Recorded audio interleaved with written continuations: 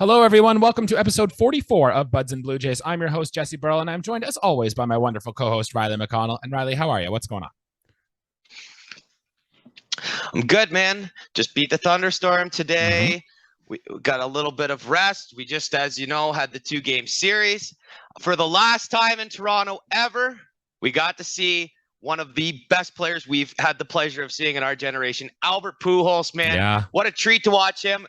I hate that he killed us in game 2, but you know what? Round of applause. Big on Albert. He's a first ballot Hall of Famer. I feel fine about that one loss. The Jays have been performing great, man. I'm sure you can agree with that. Our viewers can agree with that, man. It's feeling good going into this weekend, man. I mean, I feel good about this. I think the club's feeling pretty good, man. It should be good.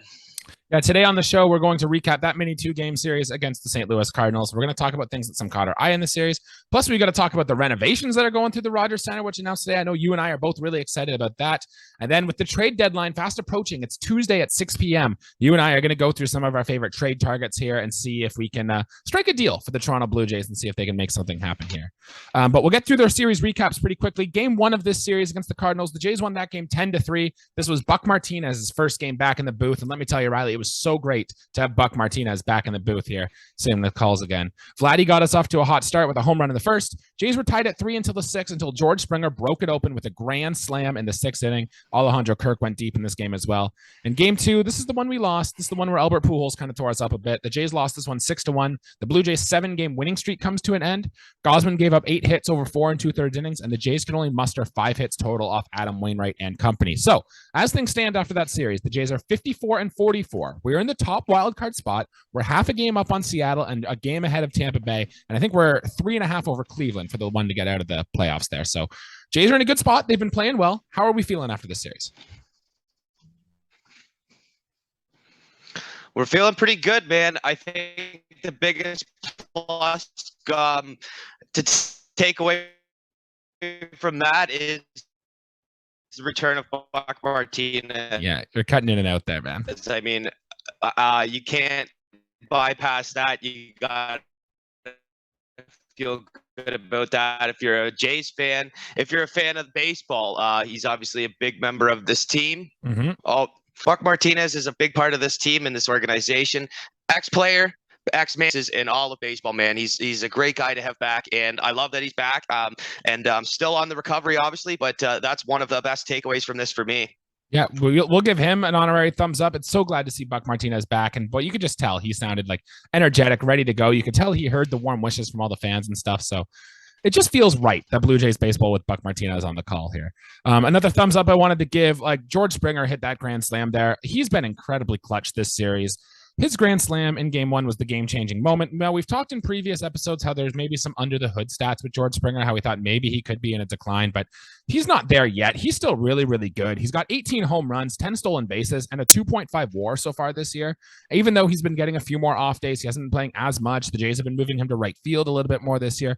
George Springer is still an absolutely huge part of this team, and yeah, maybe he's past his peak a little bit, but he's still a really good player, and so glad to have him here.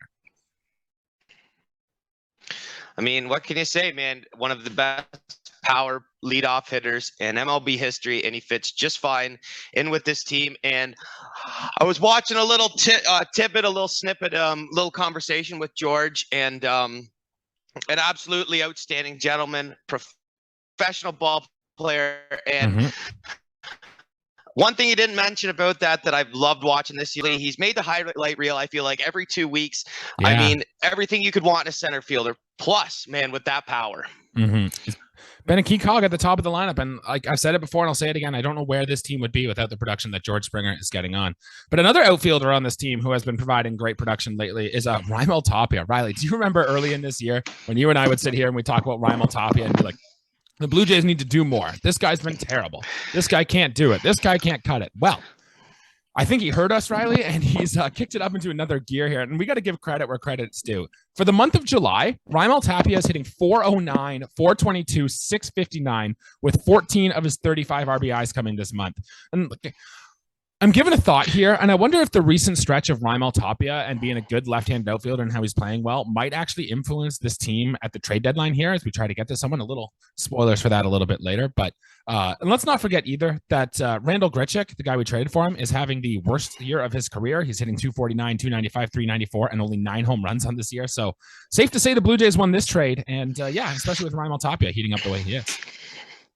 And especially that's a double worse for Grichuk because he's playing in Coors Field. So you think the inflation of his stats from the high altitude, what would he be without that? Yeah, you know, exactly. cut 20 points off his average, maybe. I don't know, Jesse. Yeah, we gave this guy a little heck at the start of the year, and I mean, why wouldn't you? I had a lot of faith in him, and he didn't show that right off the start, which I was a little surprised at. But yeah, he's finally heating up. Wasn't an all-star this year, but clearly an all-hair team this year. Absolutely, yeah. Great locks on the guy. I love the lefty, and not a traditional guy to hit at the top of the order, but if we ever needed him to do that, and he has this year, I mean, it is what it is. But for right to see, and he's performed when he's come up to the plate. Yep, he's done his job. Another guy who has done this job is Jimmy Garcia out of the pen, which you've seen a lot about on Twitter about the performance Jimmy Garcia has had. He's had 2 blowups this year, but aside from those 2 blowups, he's been really, really good. I think it's only 5 earned runs at the course of the year. And even with his 2 blowups, his ERA still in the mid-2s. Like, Jimmy Garcia has pretty much glorified himself as he's the setup man on this roster that's going to pitch before Jordan Romano. And when the Blue Jays get into the playoffs and they have these big moments, Jimmy Garcia is going to be a very important member of this team, a guy we're going to talk about more in the playoffs, and he's going to get really big outs for us down the stretch. So Jimmy Garcia might be an X factor on this bullpen and is going to be a big reason if the Blue Jays achieve what we want to achieve going into the postseason and down the stretch here.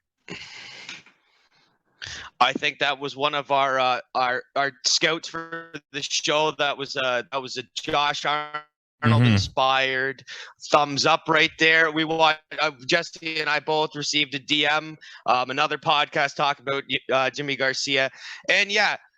I mean, I've been pretty hard on him. I didn't value him that much, but when you read the actual bare bones numbers and take away some of the subpar performances, like he's lights out, and you can't even look past that, man. Jimmy Garcia has been a guy for us this year, and to give credit where credit is due, I mean, he's done it up to this point with the exception of a couple of appearances, and I think he continues to do that. Yeah, I'm with you on a board 100%. The Jays are actually going to need to find more relief arms to go with Jimmy Garcia in this bullpen, but we'll get to that a little bit later here. I do want to touch on the performance that Kevin Gausman had yesterday afternoon. He was fine against the Cardinals, but nothing great. The thing is, he gave up 8 more hits, and he couldn't even get through the 5th inning. And like, Riley, can you take a stab in the dark and try to guess what Kevin Gausman's BABIP is this year?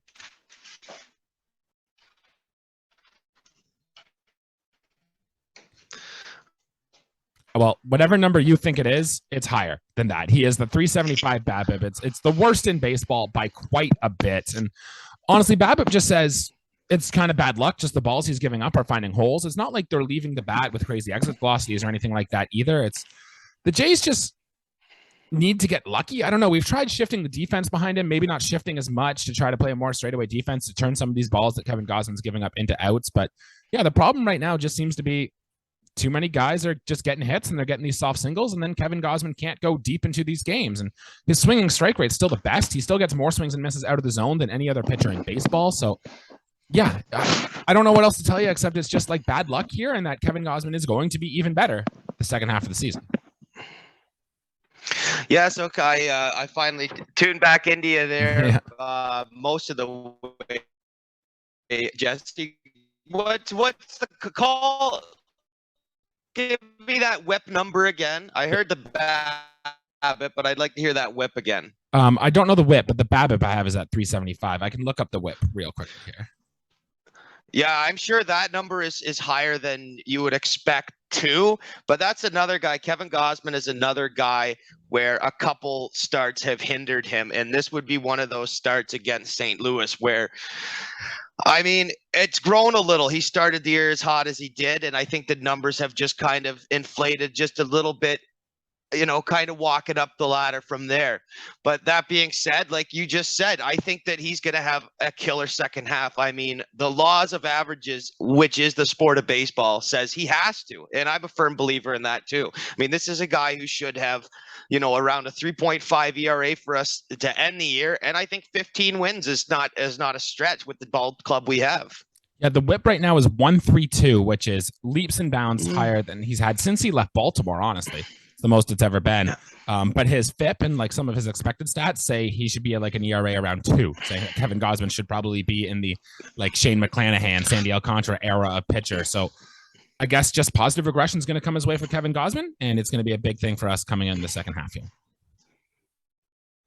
Laws of averages, baby. It's bound to happen. It's going to happen. All right, let's get into the meat of the episode here. Let's get into the fun stuff here, and let's talk renovations at the Blue Jays are going out through, because this is the really exciting things. The Rogers Center is actually one of the more older ballparks in Major League Baseball now, and we've seen other stadiums throughout the Major League Baseball kind of get their upgrades, get their dues, and the Blue Jays have talked in the past about maybe getting like natural grass in here or doing renovations. But the addition of the flight deck they did a few years ago was probably one of the big things.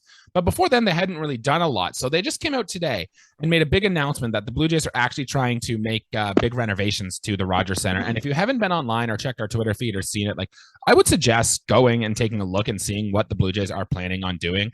The sounds are it's going to be ready for the start of the 2023 season, which makes you think they're going to be working really hard this offseason to renovate that whole Rogers Center, and it's going to be so exciting to see it next year. Riley, what are some of your favorite features you're looking forward to seeing here?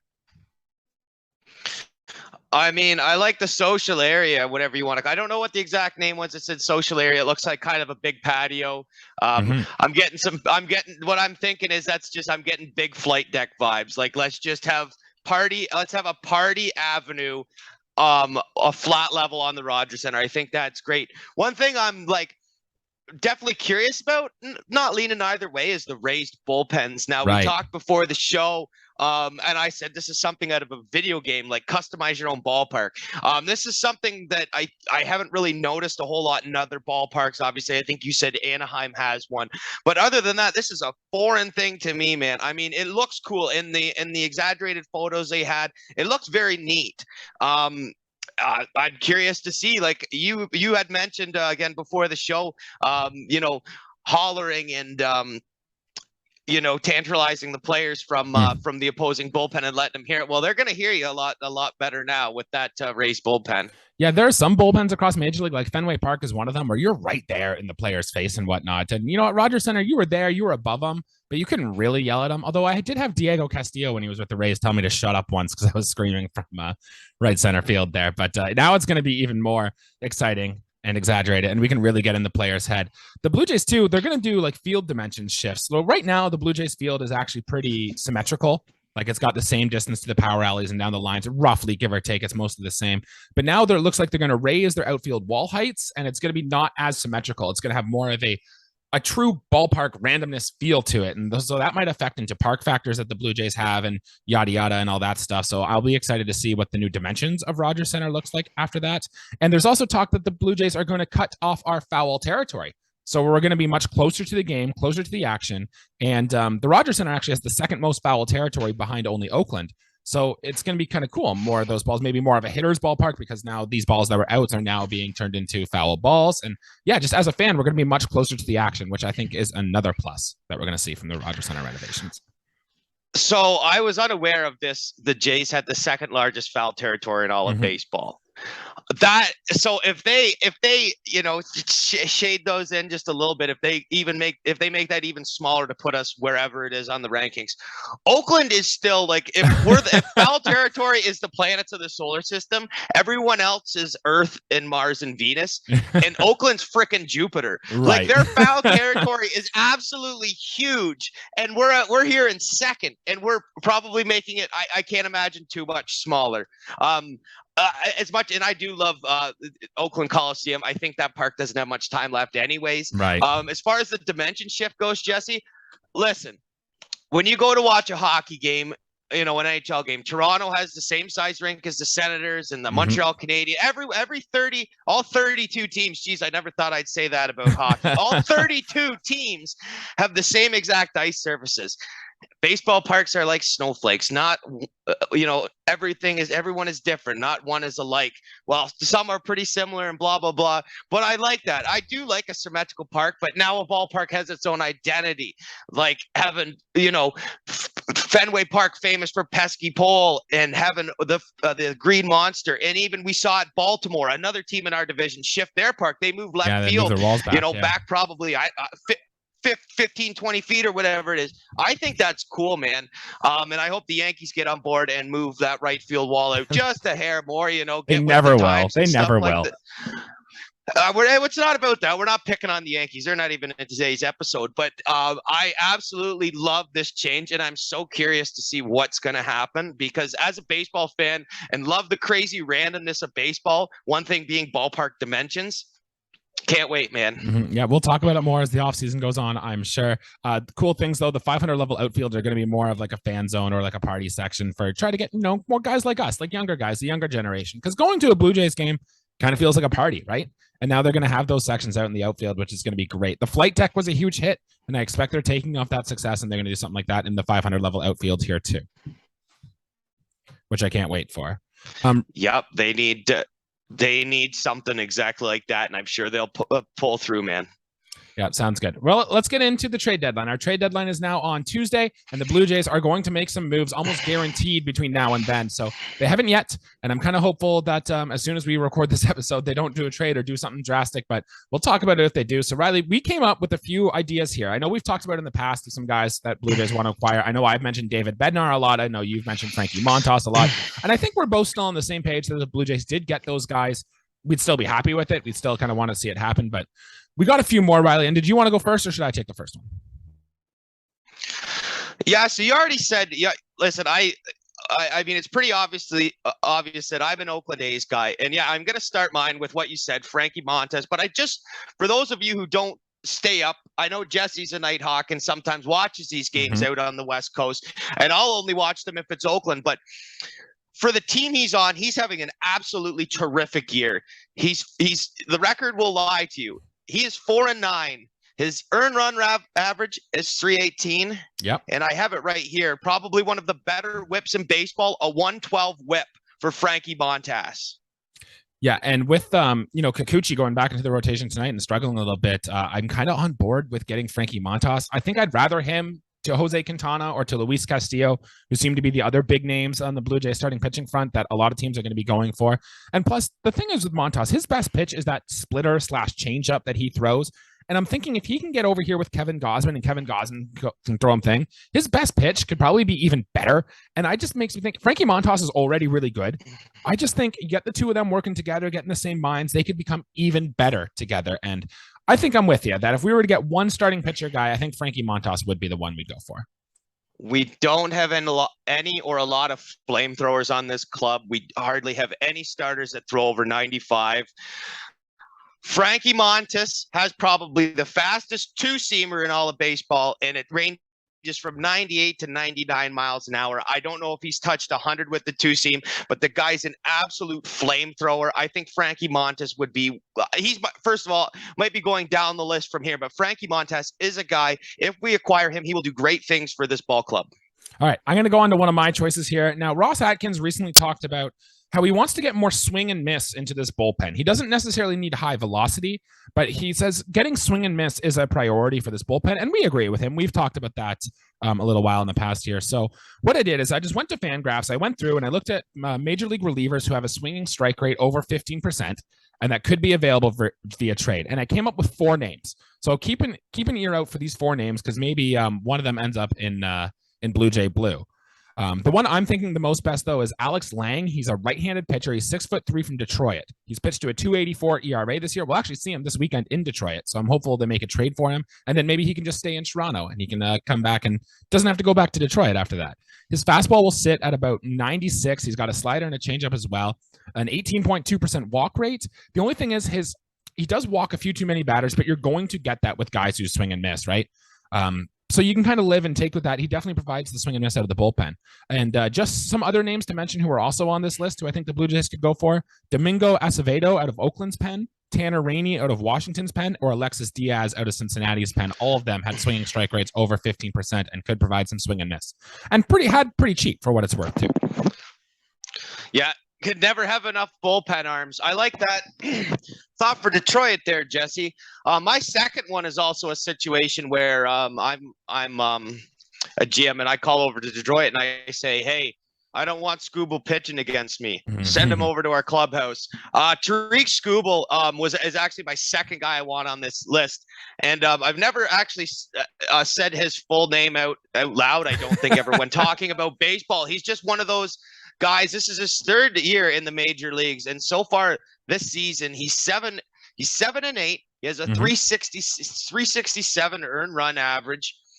And he has a whip of 116. 116 for a guy who's his third year, and we're at the part of the year where if you're consistent enough, this is where your stats sit. I think that is definitely Skubal's top thing, is he limits base runners. He's definitely not a high strikeout guy. He's a crafty left-handed pitcher who has, I would say, the potential to go deep into ball games. I don't think there's much of a chance with that Tigers club, but he's an option for the Jays. I know it's another left-hander.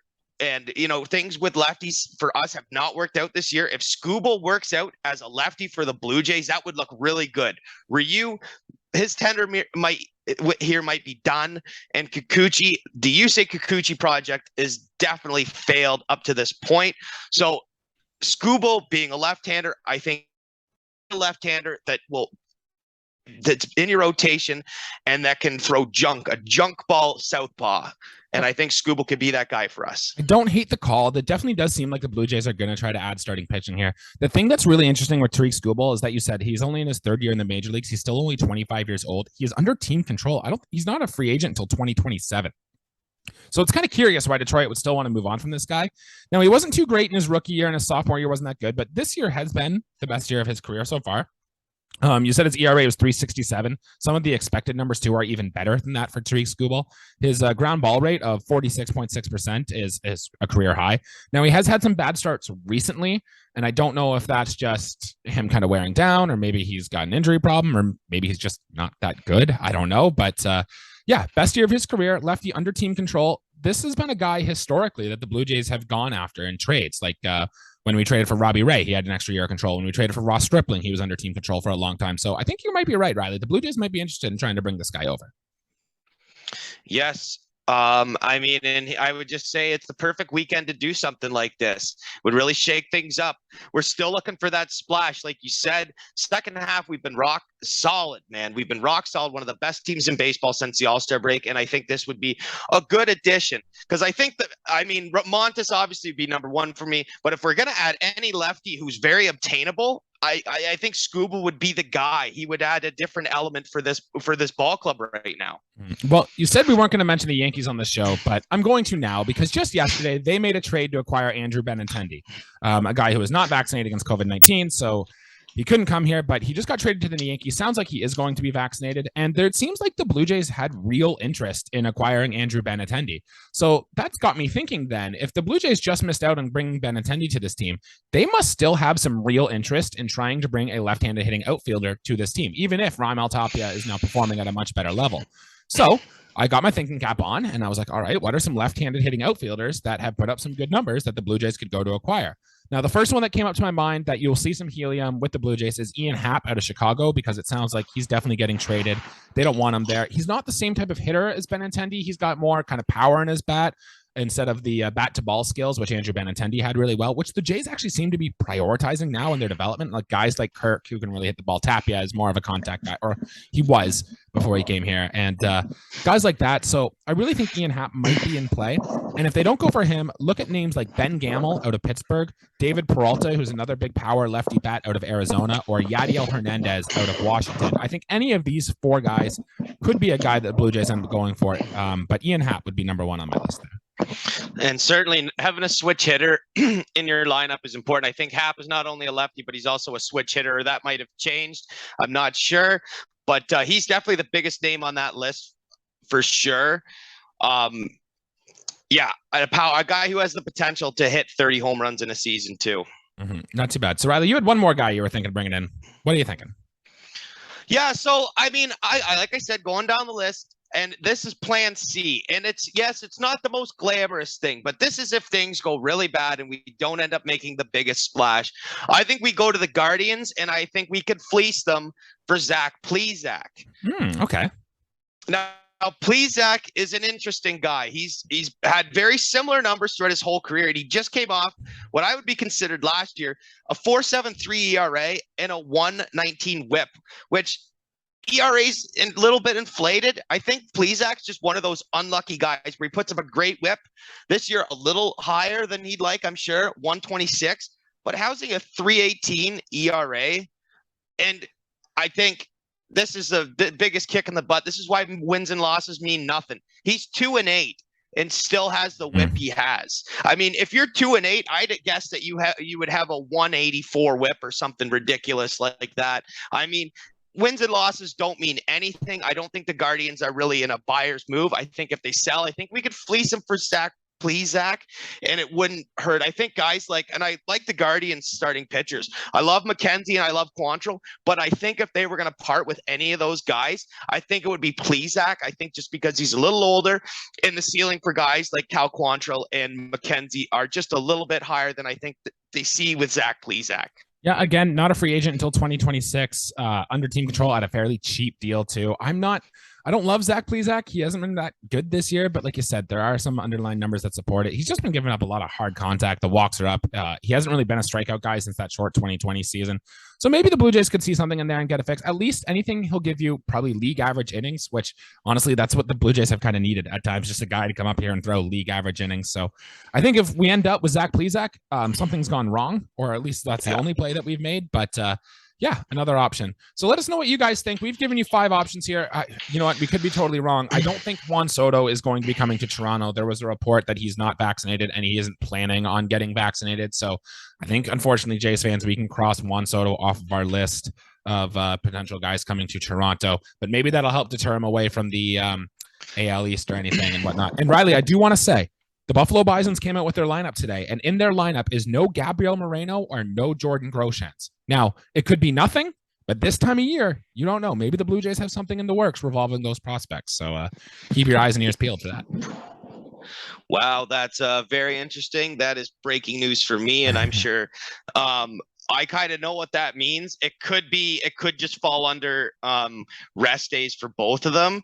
I don't know what their workloads down there are, but I mean, does it sound suspicious? Well, if we're sitting in May, it might not be suspicious, but as close as we are to the deadline, I wouldn't read too far into it, but don't count anything out yet, Jesse. Yeah, news and notes. Gabriel Moreno is now officially Baseball America's #1 overall prospect in all of baseball.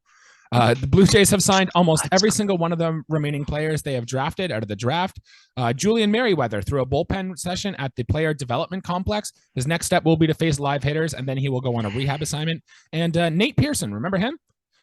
He's also building back up again as he threw from 60 feet today. Joe Biagini has been released from AAA Buffalo, so he is no longer part of the organization. And Yusei Kikuchi from the IL, and he will get the start tonight against the Detroit Tigers. Any major takeaways from those news and notes there, Riley? Yes, your guy has to perform. This has got to happen, man. I mean, it's well overdue. I mean, you don't with the amount we're paying him. He's not a guy that you just want to option down to AAA. I mean, I got him in fantasy. It still has him. I don't know if they changed this since I did my lineups. Yahoo Fantasy sucks at removing guys from the IL. I got him in, though I had to drop a pitcher, and he's still starting. Whatever. I don't even care about the fantasy thing. I'm losing pretty bad in the week I'm in. However, for being a Jays fan, the way we've played after this All-Star break, I mean, it would be pretty sad and really, honestly, disappointing if Yusei Kikuchi just goes out there and flounders. And it could be a game again where we score 6 runs. I feel like tonight, if we score 6 runs, we win that ball game. I think if we score 5 runs, we should win that ball game. Yusei Kikuchi has just got to be better. Yeah, I think the Jays are really trying to boost his confidence too. Like, he made his rehab start in Buffalo, and we talked about how, it was the same Yusei Kikuchi. A lot of walks, a lot of strikeouts, got through 5 innings. But the Blue Jays, they actually gave him Buffalo Bison's Player of the Week which makes me think they're just trying to boost his confidence, make him feel a little better so he can get going there. We'll see how he performs tonight. Riley, rest of the starters for the game. Game 2 will be Alek Manoah against to be determined. We don't know who Detroit is starting. Game 3 will be Ross Stripling against our old friend Drew Hutchinson. And Game 4 will be Jose Barrios against Garrett Hill. Riley, a 4-game weekend series against the lowly Detroit Tigers, the worst offense in baseball at our barn in Rogers Center. How are we going to do? We're taking 3 out of 4. It's going to be, I think that we just came off of scoring one of the highest scoring things, if not the highest scoring series against the Red Sox. We took it was a tough split versus the Cardinals. Like you said, I don't know what Wainwright's pregame meal was, but we just couldn't hit him. We exploded off the Cardinals in game 1. We're playing against the weakest team from the weakest division in all of baseball. Let's jump all over these guys, and it really starts with Yusei Kikuchi. And if we come out of the gates flying, I mean, if we win tonight, it could be a sweep. If we lose, I mean, we could split the series. I'm saying that we take 3 out of 4, though, for sure. I think just the way we've been playing ball as of late, I think that we just keep rolling. And I said that in the episode around the All-Star break. I said second half will do well, and I think we're going to continue to do that. I don't think we faltered. Not yet anyways. We're going to have a little hiccup before the end of this season, but it's not happening right now. Yeah, I think anything less than 3 out of 4 would be a disappointment against this team. Yep. With you, Yusei Kikuchi should set the tone for us, right? I can see it that maybe we have like some of our low leverage guys, bullpen guys come up and they give up a few runs, and maybe the Jays, like Adam Wainwright, we can only get 5 hits, 6 hits together, but we should win 3 out of this 4 games. So I'm excited for that too. I think I'm going to go to the game on Friday. So I'll check that out and looking forward to that. Thank you everyone for tuning in. Thanks for watching. Be sure to like and subscribe to this channel on YouTube and give us a 5-star review on Spotify and our other podcast platforms. Trade deadline season is here, Riley. The playoff push is on. Buckle up, man. This is the time of year to be a baseball fan where all eyes are on this team, especially now with what should be a big second half. So Riley, you ready to rock this shit for the second half here? Man, let's go. General managers, don't disappoint us. And certainly players, don't disappoint us. You've done well so far this year. Yes, in a baseball season, we've had hiccups. And if we're tuning in this part of Vlad's movie, we're getting to the really good part right now because it's been good. And now it's going to the climax is still going up. We're definitely not through with beating on teams yet. I think this carries in right to September, and we're going to dog fight it out till the end, man. All right, good stuff. We'll be back on Sunday, probably Sunday or Monday, to discuss the Tiger series and any trades the Blue Jays have made between now and then. So we'll see you guys then. Thanks for tuning in. Thanks, guys.